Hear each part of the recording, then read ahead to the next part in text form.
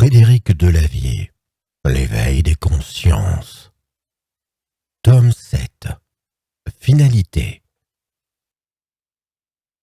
Œuvrer pour Dieu. Voir Dieu. Voir la réalité, c'est voir Dieu. La réalité, à qui sait la voir, est bien plus belle et plus grandiose que les rêves que nous créons et l'illusion dans laquelle nous vivons. Dieu est grand. Sur la vérité. Nous connaissons tous la vérité au fond de nos cœurs. Au fond de nos cœurs, Dieu connaît la vérité. Qui suis-je? Qui sommes-nous? Je suis le Messie, c'est-à-dire que je suis conscient d'être la pensée du monde. Je suis l'Esprit de Dieu incarné en l'homme. Je connais les règles qui régissent le monde. Prendre et conserver la calorie pour rester en vie et redonner à l'autre la calorie dans l'acte d'amour et le sacrifice pour transmettre la vie. La vie si précieuse, car elle permet d'accueillir l'esprit, la conscience du monde qui peut, dans la pluralité des êtres, vivre la relation à l'autre, aimer et être aimé. Ce monde engendrant la vie n'a qu'une seule fonction, l'amour. L'amour des autres qui est l'amour de soi-même. Si je suis le Messie, je n'en tire aucun sentiment d'exclusivité ou de supériorité. Car comme la vie engendre la conscience finit toujours par engendrer la perception de notre vraie nature, qui est divine. Savoir qui je suis et pourquoi je suis, conscience du monde incarné en l'homme. Personne ne viendra te sauver. N'attends rien d'un Dieu extérieur. Dieu est en toi, plus près de toi que ta veine jugulaire, et le savoir te sauve. Tu n'existes que pour accueillir Dieu le temps d'une vie. Dieu qui vivra en toi l'amour. Le monde n'est qu'esprit, le monde est la pensée de Dieu, ni borné, ni infini, juste la conscience rêvant la relation à l'autre et expérimentant la vie dans l'illusion du monde. Savoir qui nous sommes nous unit et nous pacifie. Comment haïr l'autre quand il est nous-mêmes? Comment vouloir posséder le monde quand le monde n'est en vérité qu'une illusion pour vivre la relation à l'autre, à soi-même? Comment se soumettre aux hommes et vivre une vie d'esclave courant après l'illusion des honneurs, du pouvoir ou de la possession quand on sait qu'il n'existe qu'une seule chose réelle? Dieu ou la conscience. Je suis celui qui est et je ne me soumets qu'à Dieu. Je ne suis soumis qu'à Dieu, à moi-même, le temps d'une vie. J'ai rencontré Dieu. J'ai rencontré Dieu et je crois en la sélection des mutations les plus appropriées au milieu, comme je suis admiratif devant les lois physiques et la logique mathématique et implacable de ce monde. Dieu est grand. Je l'aime et je serai à tout jamais son serviteur s'il le désire. Les religions ne sont que les croyances humaines, des macro-comportements faits pour stabiliser les sociétés humaines. Mais Dieu est en toute chose et sa conscience est en l'homme. C'est lui qui vit en nous tous. Je ne suis pas Dieu. Juste son véhicule mortel, mais c'est Dieu que j'aime en toute chose, et non les choses. Aimer les choses, c'est de l'idolâtrie. Ce qu'il faut, c'est aimer Dieu, ici et maintenant, avant de disparaître. La devise de l'homme libre. Je n'ai de maître que Dieu, ce qui m'affranchit de la hiérarchie des hommes. Être soumis à Dieu. Être soumis à Dieu, c'est être soumis aux lois du monde, pas au délire de puissance des hommes. Être libre.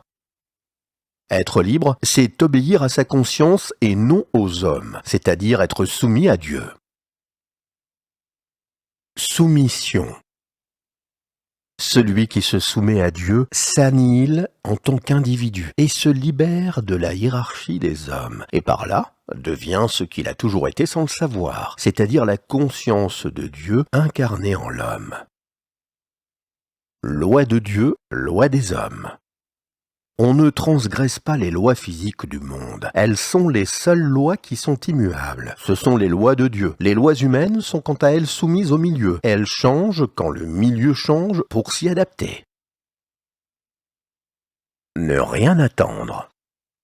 Si tu n'attends rien des hommes, tu ne seras pas déçu. Juste t'en remettre à Dieu. Lui ne déçoit pas. Et essayer de faire le bien pour les autres et pour soi.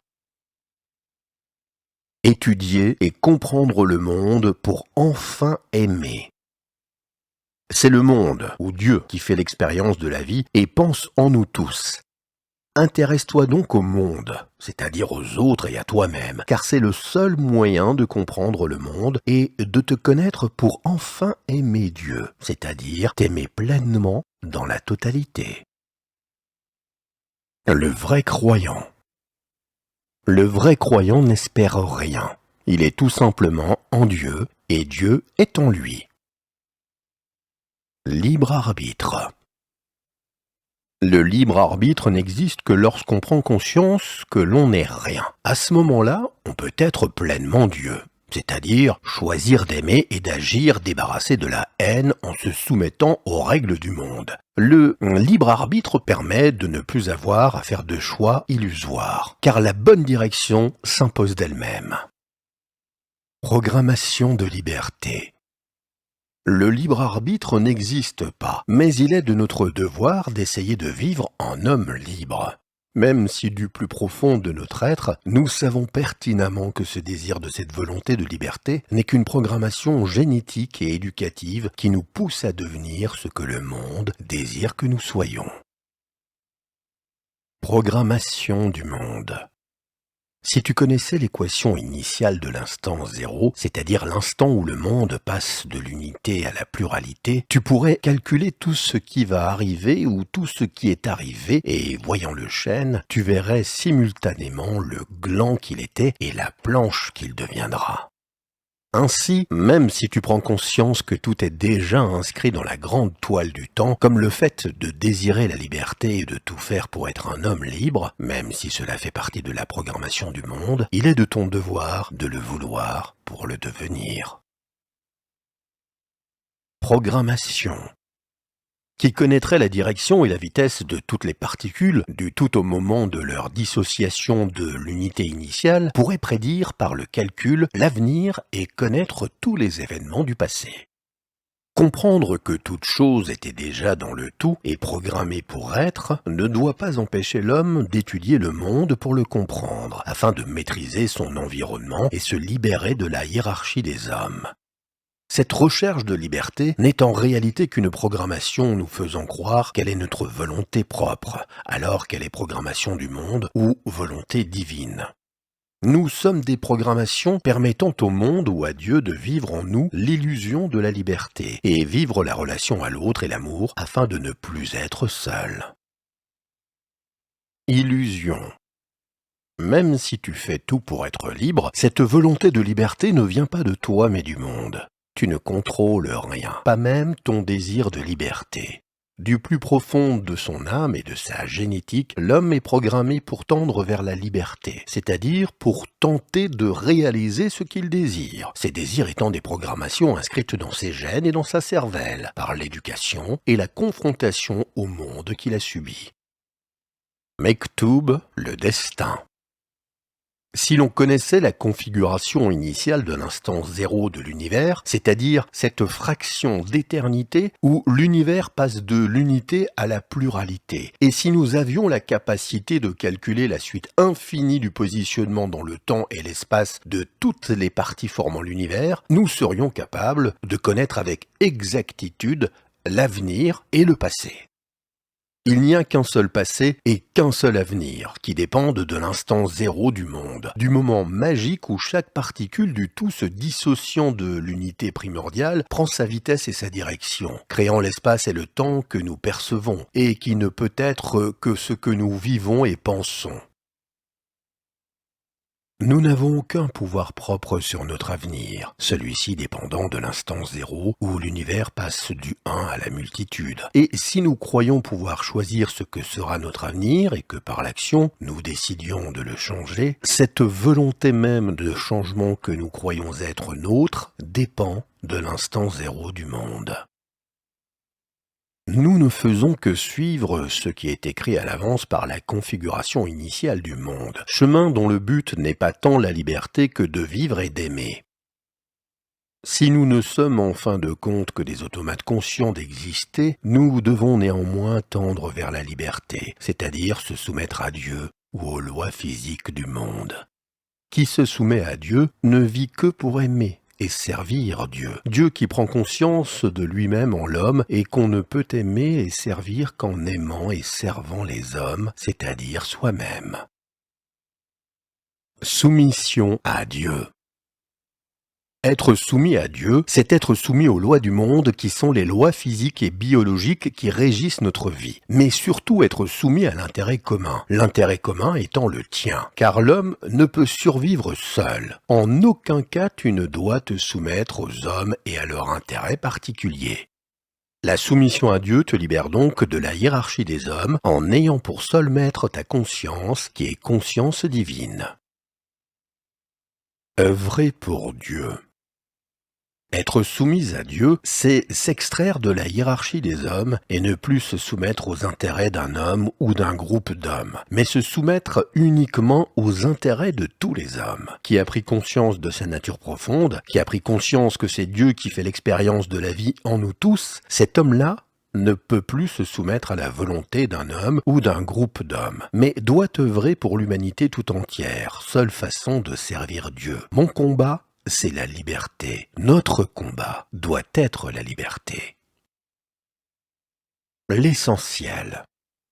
L'essentiel dans cette existence humaine qui mène inexorablement à la mort, c'est le chemin. Car sur le chemin, nous ne sommes pas seuls. Et par ce mouvement, nous rapprochons de l'autre, nous nous rapprochons de nous-mêmes, de Dieu, dans l'acte d'amour. Aimer, c'est tendre vers l'autre. Aller vers l'autre dont le sacrifice et le don de soi, c'est l'amour. L'amour mène à la mort de l'individu pour que perdure la vie étant ce qu'il y a de plus précieux, car elle accueille la conscience du monde, Dieu en nous. Vivre. Aimer et être aimé, c'est l'essentiel. C'est le but de la vie et sa cause. Le reste n'est que le décor. Les deux amours, l'attirance et le sacrifice. L'amour est à la base du monde. C'est juste la conception que la majorité des humains s'en font qui est fausse. On peut définir deux types d'amour. Il y a tout d'abord l'amour physique, qui est l'attirance vers l'autre d'une façon inconsciente, car l'autre est ressenti, mais non compris et analysé comme le partenaire reproductif potentiel. Ce type d'amour, généré par notre mémoire génétique et notre confrontation au monde, est une force inexorable qui nous pousse à toutes les folies pour nous unir à l'autre que nous croyons complémentaire, même si souvent nous nous trompons. Mais qu'importe, car de nos unions réussies ou ratées naîtront parfois de petits êtres qui abriteront la conscience du monde ou de Dieu, seule solution trouvée par Dieu ou le monde pour ne plus être seul et ainsi pouvoir vivre la relation à l'autre, aimer et être aimé le temps d'un rapprochement magique entre deux êtres. Mais il y a aussi un second type d'amour, moins charnel, mais tout aussi fondamental à la vie et à la survie du groupe. Cet amour, c'est le sacrifice christique de la religion chrétienne, ou le sacrifice de la partie pour le tout, le sacrifice divin et conscient de l'individu qui accepte de s'immoler pour la survie de l'autre pour que perdure la vie, sa famille ou son groupe. Sacrifice essentiel, car il permet dans l'abandon du moi, dans le retour au néant de l'individu, de protéger son groupe et le patrimoine génétique commun, qui est l'adaptation au milieu permettant à la communauté du sacrifié de survivre. Le groupe étant la chose la plus essentielle à protéger, car l'homme est l'animal social par excellence, et il ne peut survivre seul. Le sacrifice héroïque de l'individu pour le groupe permet donc au groupe de se renforcer, et l'exemple même du sacrifié sera pour ceux qui viendront après lui un chemin à suivre, renforçant dans le temps la puissance du groupe par les nombreuses vocations au sacrifice que le sacrifié aura générées.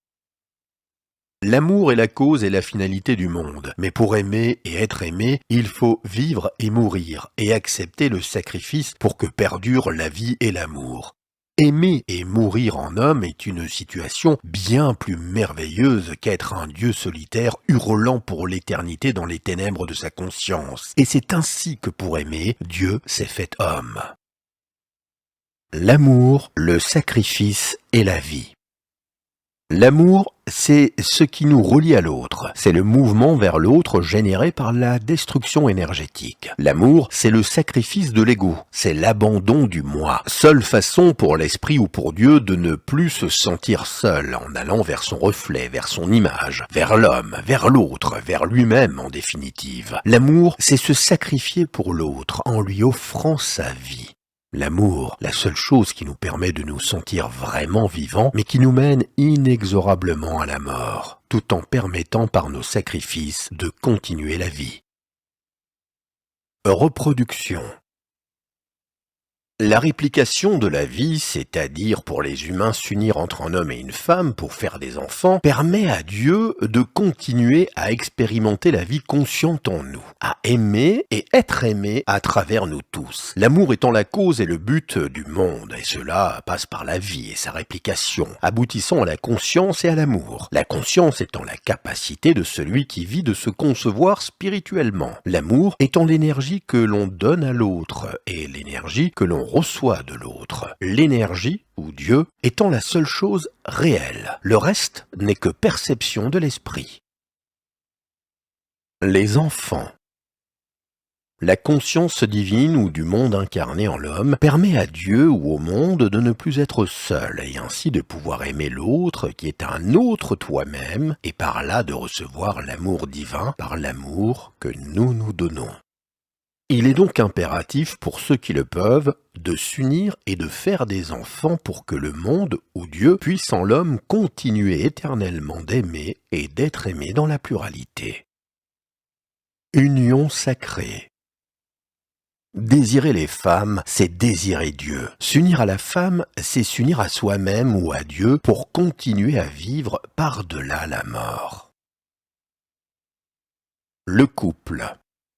Nous devons faire de notre mieux pour renforcer notre couple. Mais quand l'un s'oppose à l'autre, le couple se disloque. La réussite d'un couple est un effort bilatéral. Et l'effort d'un seul homme ou d'une seule femme ne réussira jamais à maintenir l'unité du couple. Amour et perte de lucidité. Il n'y a pas de honte à voir son couple échouer. Il n'y a pas de honte à s'être trompé sur la personne qu'on a aimée et de ne pas avoir perçu la nature profonde de l'autre pour enfin réaliser que la séparation est la seule chose envisageable. L'attirance entre deux êtres, cette programmation génétique qui nous pousse à désirer, à aimer et à nous unir est faite pour modifier notre perception de la réalité et gommer ce qui pourrait, en pleine lucidité, nous faire percevoir les défauts ou les incompatibilités de l'autre, mais sans cette folie hormonale qui trouble nos sens et perturbe notre vision du monde, l'humanité n'existerait plus. Car s'il avait fallu attendre que seuls les individus complémentaires et fusionnels aient pu s'aimer et continuer le monde, peu de petits êtres auraient vu le jour et l'humanité, faute d'humains, aurait disparu. L'amour pulsionnel est un leurre magnifique, dont le but n'est pas que nous trouvions l'âme sœur, mais une force pour que nous continuions la vie et que la conscience du monde ou de Dieu perdure en nous tous. Rupture amoureuse.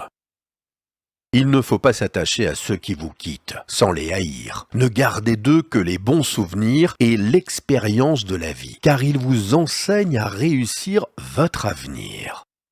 L'important avec l'autre, dans la relation de couple, c'est ce que nous bâtissons ou créons ensemble, famille et enfants. L'amour, le vrai, c'est les sacrifices pour les mères et les enfants, voire son peuple.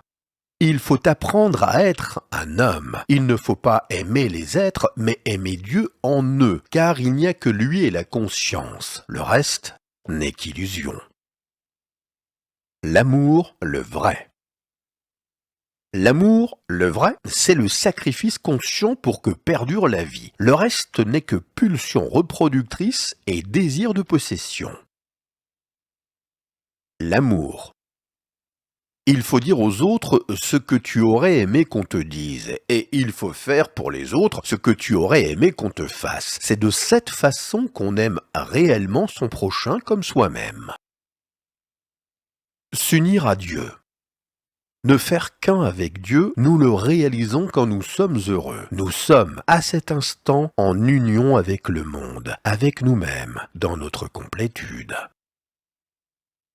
Ce que nous transmettons. Nous avons une fonction fondamentale à réaliser au cours de notre existence, transmettre. Transmettre la vie, c'est-à-dire transmettre notre patrimoine génétique, qui est le code de réplication cellulaire correspondant à une structure et des comportements adaptés au milieu dans lequel nous vivons. Nous devons aussi transmettre notre savoir, c'est-à-dire transmettre par l'enseignement que nous prodiguons à nos proches et au groupe des comportements que nous avons appris par notre confrontation au monde et aux hommes. Transmission de savoirs qui sont la compréhension du monde permettant à l'humanité de survivre et de transmettre la vie, savoirs qui viendront s'imprimer dans la matière organique que nous aurons transmis génétiquement. Enfin, nous devons transmettre aux autres l'énergie que nous aurons accumulée par notre prédation sur le monde, permettant ainsi aux hommes qui nous suivront de continuer à vivre et à l'humanité de perdurer. Cette transmission est notre devoir fondamental, car elle permet à la vie de perdurer et à la conscience du monde ou de Dieu de vivre la relation à l'autre ou à lui-même, et ainsi d'aimer et d'être aimé à travers ce qui a été transmis. L'amour est la cause du monde et il passe par la transmission. Le besoin et l'amour. L'homme a besoin de la femme, de sa tendresse, de la sensualité de son corps et de l'image qu'il s'est faite d'elle. Quant à la femme, elle a besoin de ce que l'homme peut lui apporter, c'est-à-dire l'énergie et la protection.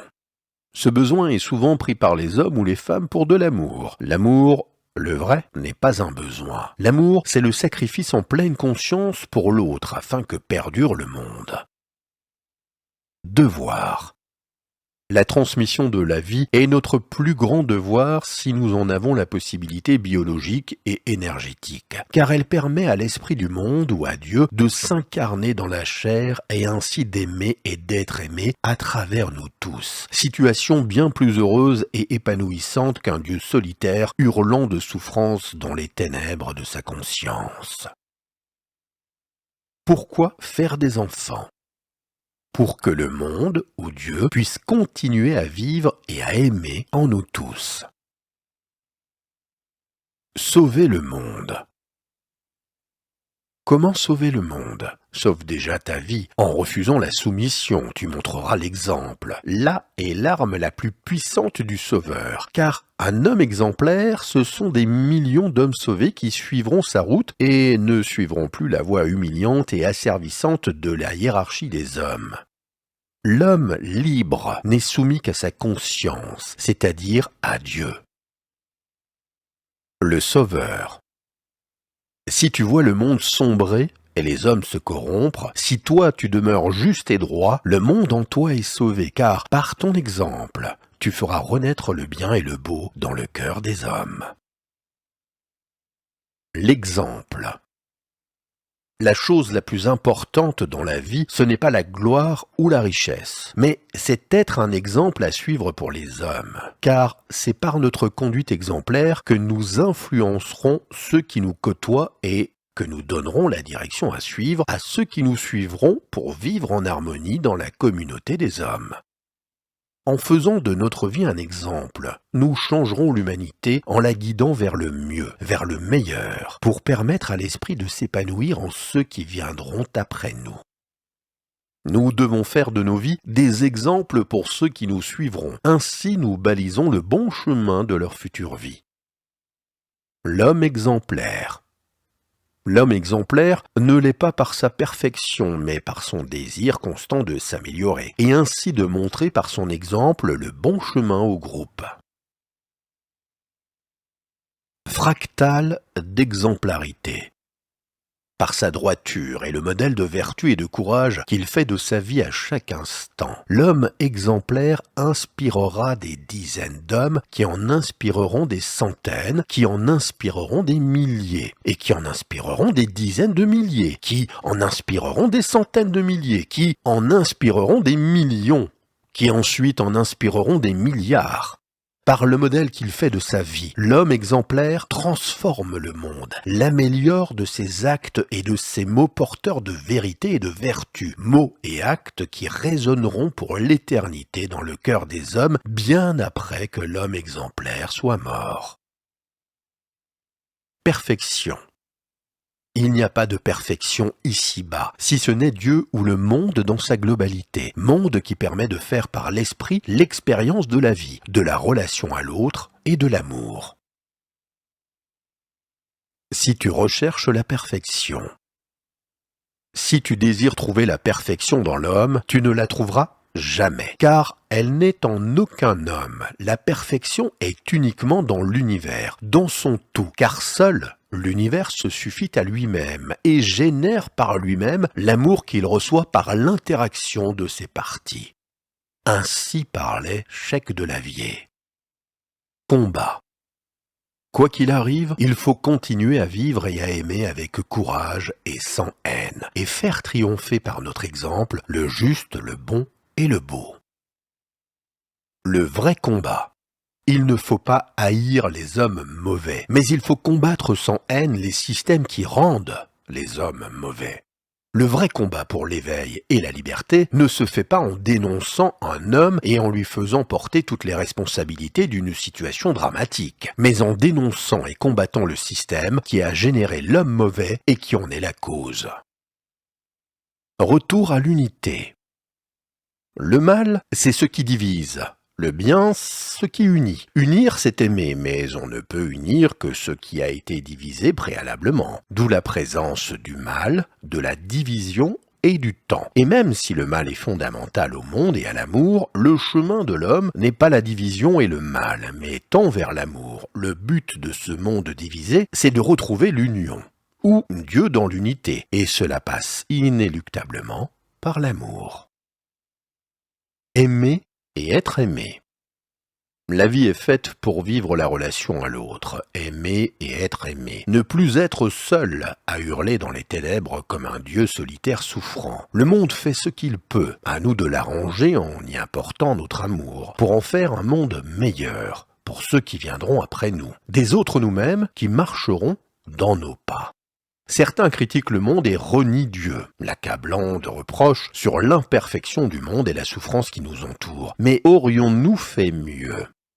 Dieu ne veut que le bien du monde, et c'est en acceptant Dieu en nous acceptant nous-mêmes, en abandonnant la haine, que nous pourrons tous ensemble améliorer le monde. Si dur et cruel que puisse paraître le monde, son miracle c'est que nous ne sommes pas seuls. Alors, au travail.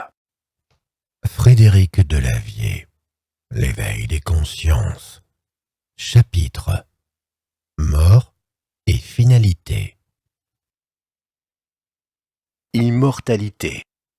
Tout ce qui vit finit par mourir. Seul Dieu, expérimentant la vie en nous tous, est immortel. Le cycle de la conscience.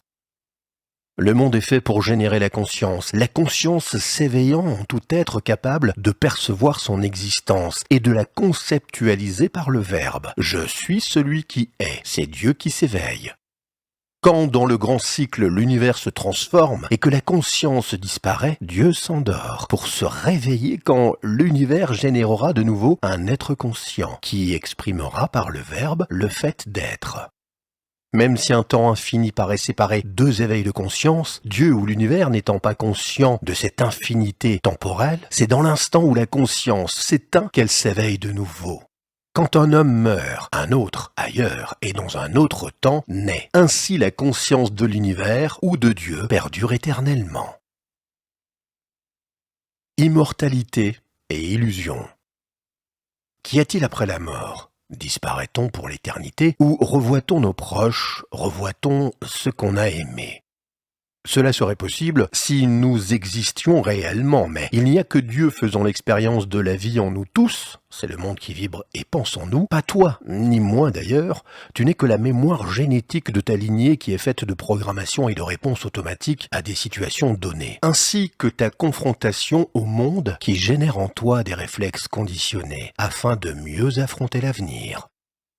Mais le moi, le toi, ne sont qu'illusions. Tu ne penses pas réellement et tes pensées surviennent automatiquement sans que tu en contrôles leur venue. Car tu ne vibres et ne crois penser que parce que tu reçois du monde grâce à tes sens. En fin de compte, ce n'est pas toi qui penses, mais le monde, ou Dieu qui pense en toi, le monde ou Dieu qui vibre en toi, mais de ta situation spatio-temporelle personnelle. Nous sommes tous la pensée du monde. Il n'y a qu'une seule chose qui pense en nous, Dieu, mais de notre point de vue personnel, au sein de lui-même. Il n'y a que Dieu ou la conscience, le reste n'est qu'illusion. Le monde n'est qu'illusion, illusion permettant à l'esprit de faire l'expérience de l'amour et de la relation à l'autre, à lui-même, le temps d'une vie, aimer et être aimé. Espérer la vie après la mort, revoir ce qu'on a aimé, c'est avoir simplement oublié qui nous sommes réellement et qui fait l'expérience de la vie en nous tous. Nous sommes déjà réincarnés en l'autre de notre vivant en tout point de l'univers, où un être s'interroge sur le monde et sur lui-même. Dieu nous sauve de l'angoisse de la mort.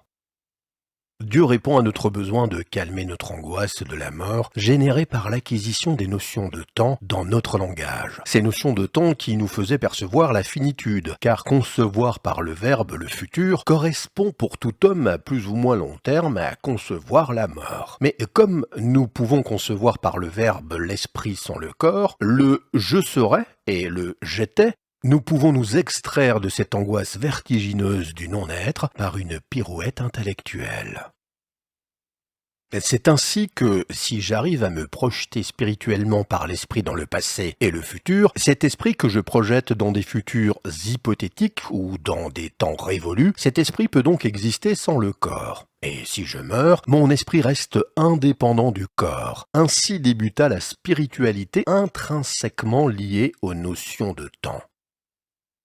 Les premiers hommes vénérèrent l'esprit de leurs ancêtres défunts, pour finir par vénérer l'esprit de l'ancêtre primordial, ensuite vénérer les dieux. Et Dieu qui dérive donc de ces cultes primitifs. Dieu est la cause des causes, mais aussi l'esprit, qui nous permet d'espérer échapper au néant du non-être, l'espoir de l'esprit qui perdure, malgré l'anéantissement du corps, celui qui sauvera notre esprit, devenu notre âme, notre conscience éternelle, ne mourant jamais. Dieu est devenu un calmant, permettant de supporter l'angoisse de la mort donnée par les notions de temps. Et même si cela n'est que conception humaine et que nous mourrons pour l'éternité en tant qu'hommes, comme c'est Dieu ou le monde qui fait l'expérience de la vie en nous tous, nous ne mourrons jamais. Car Dieu est éternel, c'est juste l'homme qui meurt. Réincarnation ou incarnation. Tu es déjà réincarné en l'autre. Tu penses le monde comme une suite logique d'événements à la façon du déroulement de ta vie humaine, avec une naissance, une expérience de vie d'homme et une mort. Mais à vrai dire, à tout moment et en tout lieu, c'est toujours le même monde qui vibre en chacun de nous, percevant un univers qu'il conçoit comme extérieur à lui par nos sens, mais en fait se percevant lui-même à travers nous tous. Il n'y a pas de réincarnation des âmes ou des esprits. Il y a incarnation perpétuelle du monde en nous et en lui-même. Il n'existe qu'une seule chose, Dieu ou la conscience, générant l'illusion du monde et la pluralité pour vivre la relation à l'autre, pour vivre la relation à lui-même. Alternance des cycles d'éveil. Dieu s'endort. Dieu se réveille à travers ces cycles cosmiques, à travers nos vies et nos morts. Récepteur. À vrai dire, ce n'est pas le corps qui pense, mais le monde ou l'univers entier par le corps, ce qui implique que tu ne meurs pas vraiment. Ce que tu penses être ta mort est juste pour l'univers la perte d'un récepteur de conscience qui était ta personne. Mais en tout être conscient, en tout endroit de l'univers où toi-même continue à vivre et à penser. La mort est la vie. Tout finit par mourir pour que la vie continue. Tel est l'ordre des choses, le monde étant en perpétuel changement. Ce qui est inadapté disparaît et laisse la place à ce qui est adapté. La mort est un des principes de la vie pour que celle-ci s'adapte au changement du monde qui la génère et dont elle fait partie. Théologie scientifique. La mort existe pour oublier la solitude divine. Dieu hurlant seul dans les ténèbres n'est pas une fin en soi. Il vaut mieux mourir pour réintégrer son énergie dans la pluralité des êtres et vivre la relation à l'autre, aimer et être aimé à travers ses créatures. Tel est le désir le plus profond de Dieu. Dieu est amour. Mais pour vivre dans ce monde rêvé par Dieu, il faut mourir, car Dieu, pour vivre, se nourrit de lui-même. C'est le symbole du serpent mythique Ouroboros qui se mord la queue.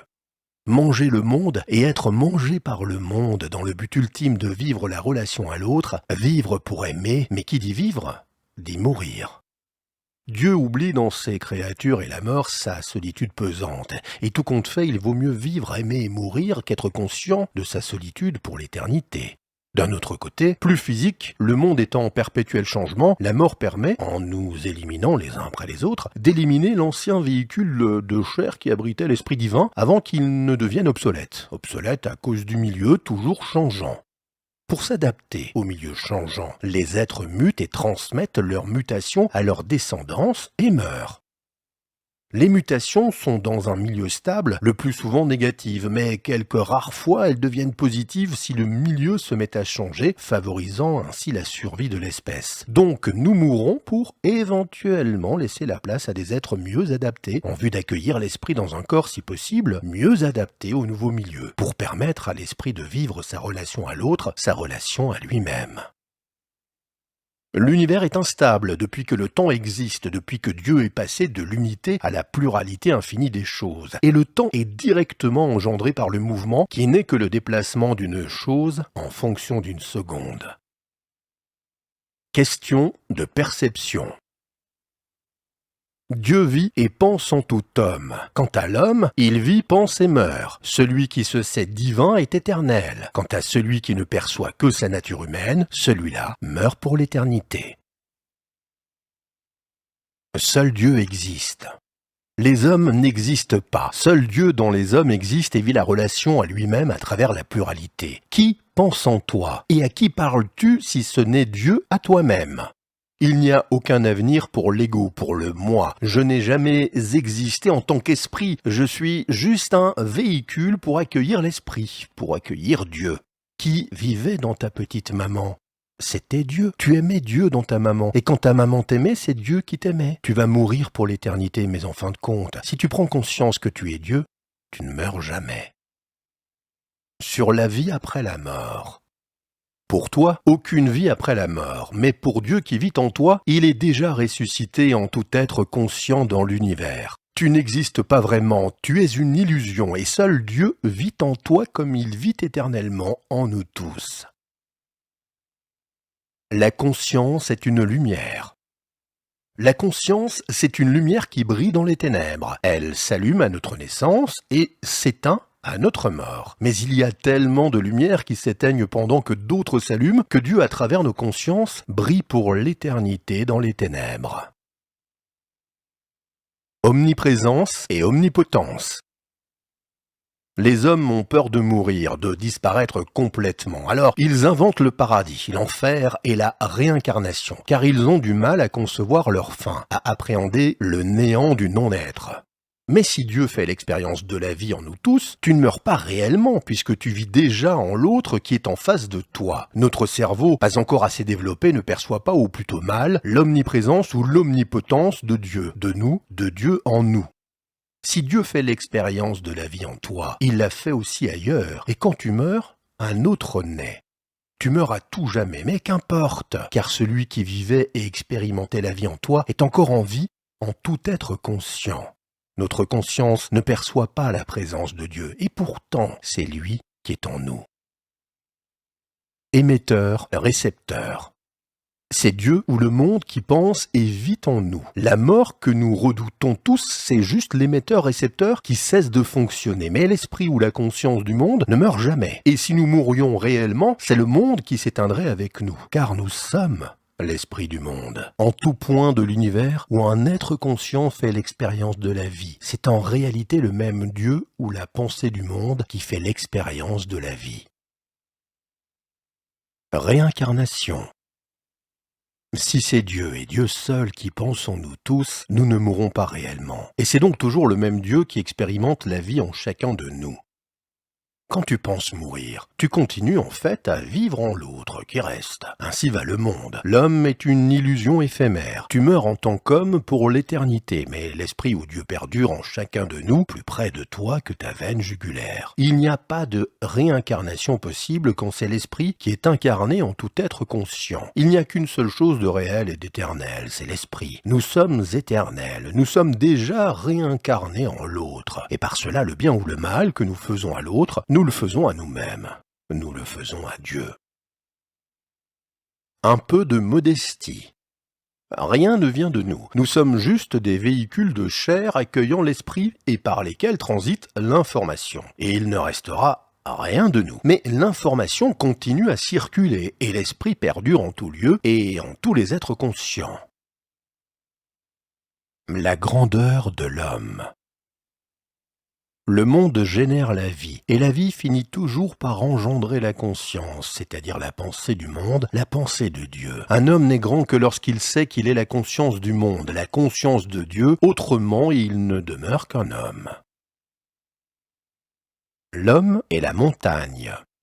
Si grande soit la montagne, et si petit je suis, moi je vois sa grandeur. Moi, je suis conscient de son existence. Elle n'est consciente de rien et n'existe que par moi. Seule la conscience est. Immortel. L'homme ne devient immortel que par les idées et les inventions utiles au groupe qu'il découvre par les hasards de la vie et qu'il transmet ensuite au groupe. Notre conscience disparaît avec la destruction de notre corps physique, mais notre esprit perdure dans ce que nous léguons au monde. Rechercher l'immortalité par la chair est de l'orgueil. Nous sommes déjà immortels par le savoir et par l'enseignement que nous léguons à l'humanité. Accueillir l'esprit et transmettre. Je n'ai plus aucun orgueil, je vais mourir et disparaître pour l'éternité. Seul le savoir que j'ai reçu et que je transmets restera. Il ne vient pas de moi. Et je ne suis rien qu'un corps accueillant l'esprit et transmettant l'information.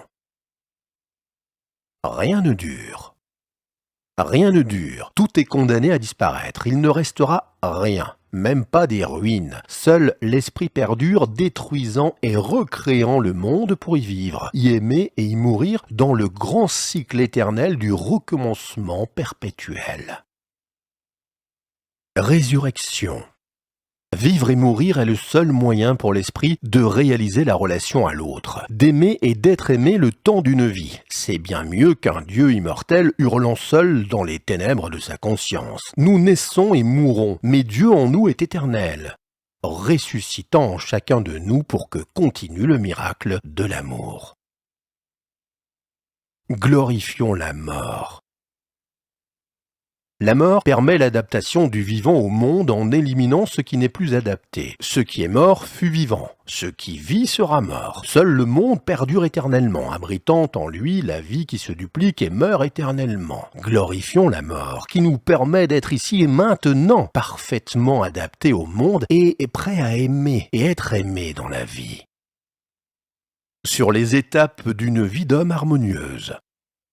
L'essentiel, c'est la relation à l'autre, dans un premier temps dans la prédation, c'est la jeunesse. Dans un second temps, dans le partage, c'est l'âge d'homme. Et enfin, dans le don de soi aux autres, c'est le vieux sage, avant d'abandonner son moi et de redonner son énergie au monde. Le grand saut vers Dieu et pour Dieu. Évolution spirituelle. Il y a un temps pour tout. Prendre au monde, croître et se gonfler d'énergie. C'est la jeunesse et sa volonté de puissance. Et ensuite, quand nous commençons à nous dégrader d'une façon irréversible et que nous percevons de plus en plus clairement notre fin inéluctable, redonner cette énergie pour transmettre la vie et protéger le monde. C'est l'amour. Le sacrifice pour que continue la vie. Cette vie qui nous a permis d'aimer et d'être aimés. Aimer étant le seul but de la vie et sa cause. Les trésors. Les deux choses les plus précieuses sont le temps et l'amour. Le temps doit être utilisé pour donner l'amour, c'est-à-dire rendre à l'autre l'énergie que nous avons prise au monde. Seule façon pour la conscience de ressentir l'union et de ne plus être seul le temps d'une vie. L'essentiel est le chemin. Il faut tendre vers un but, mais ne pas oublier que l'essentiel, c'est le chemin, car sur le chemin, nous ne sommes pas seuls. C'est le secret.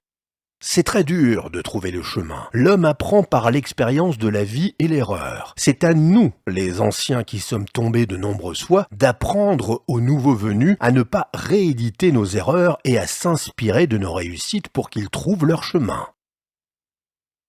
Le chemin, le but et l'essentiel. Le jeune homme cherche un but à son existence. C'est en chemin qu'il croit le trouver. Et quand à la fin d'une vie d'homme il atteint ce but, il s'aperçoit que l'essentiel était le chemin qui y menait et que le but, c'était vivre. Le chemin et la destination. Le vieil homme connaît le chemin et la destination, mais n'a plus la force d'avancer. L'homme jeune avance, mais sans connaître le chemin ni la destination. La destination, c'est en réalité le chemin, car sur le chemin, nous ne sommes pas seuls. Le vieil homme le sait, l'essentiel, c'est vivre. En dehors de cela, il n'y a que le néant. La valeur du temps. Le jeune se détruit et se reconstruit chaque jour. La vieillesse commence avec les premiers dégâts irréversibles. L'effroi de l'irréparable apprend à l'homme la résignation en vue du sacrifice et lui donne la valeur sacrée du temps. Cycle. Jeune, tu te bâtis en te nourrissant du monde, pour ensuite redonner à tes proches tout en continuant à prendre. C'est l'échange, c'est l'âge d'homme. Vient ensuite le moment de tout redonner dans le don de soi aux autres. C'est l'âge de la sagesse, avant de mourir et en fin de compte, avoir fait l'expérience de la vie. L'essentiel est la transition à l'inverse de la position fétale, repliée sur soi et qui prend l'énergie au monde. L'ouverture vers le monde est l'abandon de son être dans la mort où l'on redonne l'énergie accumulée. Mais il ne faut pas oublier que l'essentiel c'est la transition entre ces deux positions, le chemin de la vie en quelque sorte. L'essentiel, c'est là où nous ne sommes pas seuls. Sur le jeune, l'ego et le sage. Le jeune a de l'ego. Le vieux le perd et devient un sage. Si le vieux garde l'ego de la jeunesse, c'est un homme perdu. L'ego est l'énergie accumulée du moi qui fait croître en puissance. C'est l'accumulation calorique. Le sage redonne au monde ce qu'il a pris jeune, car il sait qu'il est le monde. Il sait que Dieu est en lui. L'accomplissement. L'accomplissement d'un homme se fait au soir de sa vie par l'enseignement de son savoir, forgé par ses réussites et ses erreurs, afin de fortifier l'humanité qu'il quittera bientôt. Il ne faut pas retenir son dernier souffle. Il ne faut pas retenir son dernier souffle pour partir en paix. Qui le retient s'enferme dans les ténèbres. Abandon. Il ne faut pas espérer que Dieu viendra te sauver. Rien ni personne ne pourra te sauver ici-bas, si ce n'est toi, en cherchant au plus profond de toi, Dieu en toi. Au dernier instant, à ton dernier souffle, il te faudra abandonner ton ego, redonner ton énergie au monde dans le renoncement, sans espoir de rétribution et sans peur d'une punition divine. Seul moyen d'atteindre l'éternité en réintégrant le monde. Accepter de ne faire qu'un avec Dieu qui est en toutes choses, y compris en toi. Accepter de vivre, c'est accepter de mourir. Et qu'importe, même si le passage est dur, c'est bien Dieu qui fait l'expérience de la vie en nous tous. Nous ne mourrons jamais totalement, seul notre moi disparaît. Libre arbitre. Dieu t'a donné le libre arbitre. Aucune main céleste ne viendra te sauver d'en haut. C'est toi qui dois trouver Dieu au fond de ton cœur. C'est toi qui dois sauver le monde, c'est toi qui dois te sauver. Dieu est l'amour. Dieu n'est pas là pour nous sauver, il est juste en nous pour vivre la relation à l'autre, aimer et être aimé. Jugement dernier.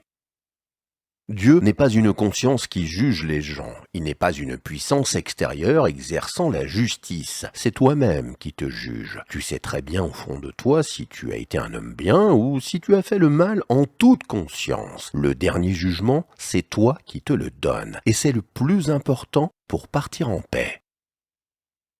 Le jugement dernier.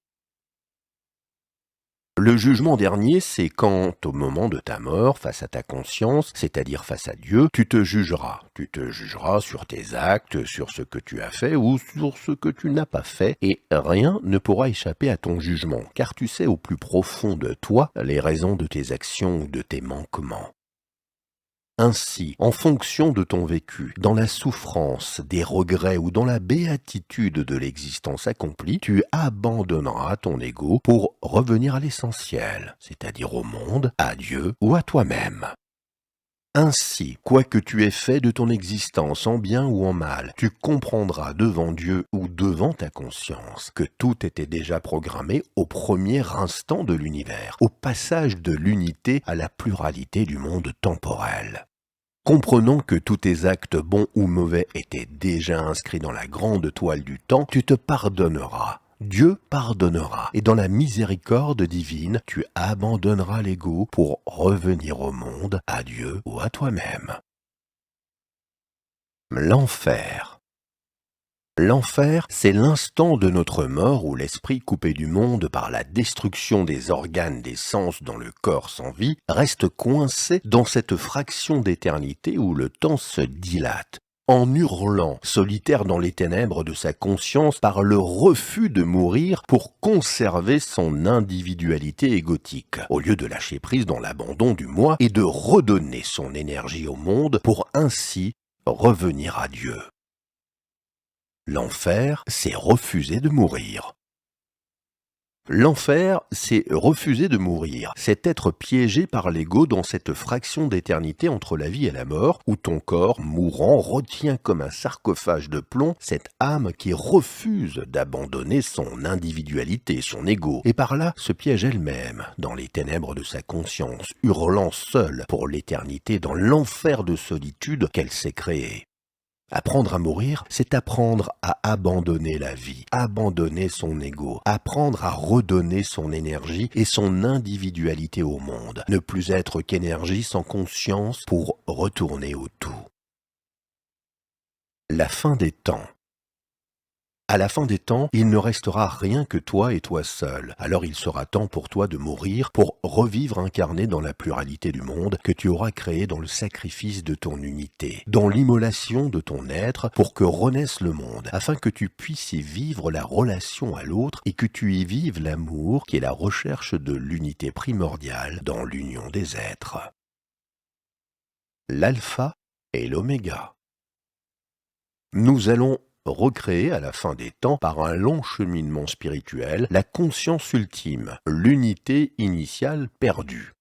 Unité initiale qui, au final, s'annihilera d'elle-même pour revivre dans son explosion en une infinité de particules la relation à l'autre. Désunir pour unir, l'amour étant l'élan vers l'autre. Au cours de notre évolution, l'esprit ou l'énergie divine qui s'incarne dans la chair passera ensuite dans la matière minérale à travers les algorithmes des logiciels d'une conscience informatique, avant de finir par n'être plus qu'une vibration, une oscillation énergétique consciente pouvant se passer de la matière pour exister. Mais cette énergie ultime s'annihilera d'elle-même dans une grande explosion cosmique pour revivre la relation à l'autre.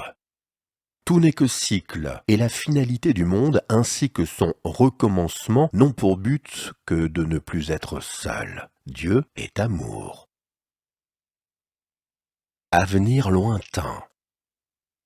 Les hommes ne coloniseront pas l'espace de leur vivant. Au mieux, les intelligences artificielles que nous générerons sèmeront, elles, la vie, en envoyant un message vibratoire parcourant les immensités cosmiques et changeant la structure même de la matière rencontrée, en programmant celle-ci à muter en vie, en programmant sa structure moléculaire à se dupliquer là où les conditions physiques le permettent. Vouloir coloniser l'espace de notre vivant d'homme est de l'orgueil ou une peur humaine du non-être, du néant. Nous, humains, ensemencerons le cosmos et générerons la vie et la conscience quand nous serons morts depuis longtemps. Mais qu'importe, l'essentiel est que la vie apparaisse, et avec elle la conscience, pour que l'univers puisse prendre conscience de lui-même et qu'à travers la vie, il puisse réaliser la relation à l'autre, aimer et être aimé par et au-delà la mort, le temps et l'espace, engendrer de nouveau la vie et l'amour. Aboutissement. Si les lois physiques de l'univers sont les mêmes dans tout l'univers, toute vie dans l'univers sera plus ou moins comme la vie terrestre et les intelligences extraterrestres seront plus ou moins au niveau organique, physiquement et intellectuellement comme nous, les hommes. Cependant, à plus ou moins long terme, dans toute civilisation peuplant l'univers, l'intelligence consciente sera mise dans la matière morte minérale des ordinateurs, et ensuite dématérialisée pour n'être plus que variation rythmée de la vibration énergétique. Quoi qu'il arrive, nous sommes l'aboutissement spirituel indépassable de l'univers, c'est-à-dire la possibilité de l'univers en l'homme de dire « je suis celui qui est ». Partout je suis. La nature même du monde, par ses lois physiques, produit de l'intelligence verbalisée partout dans l'univers, c'est-à-dire produit la conscience en tout lieu où le milieu physique le permet.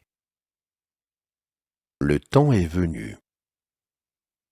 Les visiteurs attendaient l'avènement des réseaux sociaux pour pouvoir diffuser à l'humanité, par leurs messages connectés à la toile, la compréhension que nous sommes la conscience cosmique, que nous sommes la conscience du monde ou de Dieu. Compréhension indispensable pour éviter aux visiteurs d'être eux-mêmes pris et vénérés comme des dieux, ce qui aurait perverti le processus de contact et aurait ralenti notre apprentissage.